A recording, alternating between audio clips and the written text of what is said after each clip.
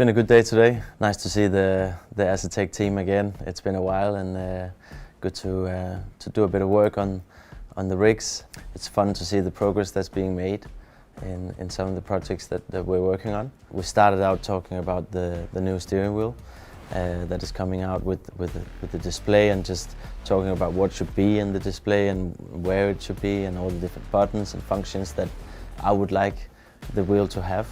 I'm of course bringing my experience from Formula One to try and replicate, the environment that I have in the real car. There are some functions on a Formula One steering wheel that I would like to have on the Invicta steering wheel. I feel with the Invicta steering wheel you have a lot of options. You can pretty much do everything that you can in a real Formula One car. There's a lot of stuff going on throughout a lap in a real Formula One car, different settings being made for different corners and stuff like that, and I think it's fun to give these options to the user to be able to really get into driving a Formula One car in qualifying or a race, depending on what requirements there are for different things. Did a bit of driving here to try out the different wheelbases, to test out the differences. Did some back-to-back testing between the Invicta wheelbase and the Ford and the La Prima. The testing we've been doing today is to try and get closer to a realistic feeling. So when you're testing in real life, you're testing different setups. You're chasing performance in the car and testing reliability on different parts on the car. So it's of course very different. You put your focus in a different area here, because you can actually change what you're being told from the car, what your hands are feeling. So it's my job is to try and get the feeling as close as possible to the real feeling of driving a real Formula One car. So testing today, we've just been trying to fine-tune all the forces, fine-tune all the different elements that you can on these things, to try and just get it close to reality.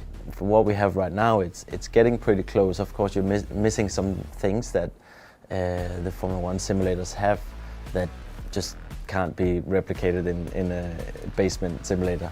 But the vital things, the basic things, of like the feeling in your steering wheel, what's going on and what you're getting through your hands when you're turning into a corner, when you're going through mid-corner, and the loads that you're feeling are getting pretty close to what you feel in a Formula One simulator. There's of course going to be a limitation, because it is not the real thing.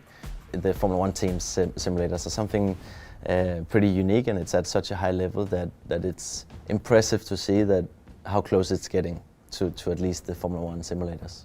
The Invicta is, that's the best at the moment. You get a very sort of detailed, very quick response in all the different inputs that you get, or outputs, I guess.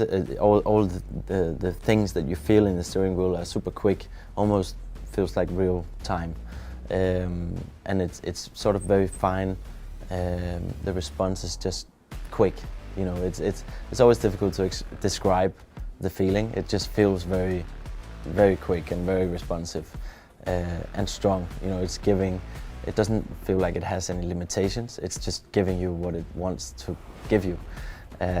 Whereas I feel the Ford and the La Prima they have the same sort of fine, very quick response in the beginning.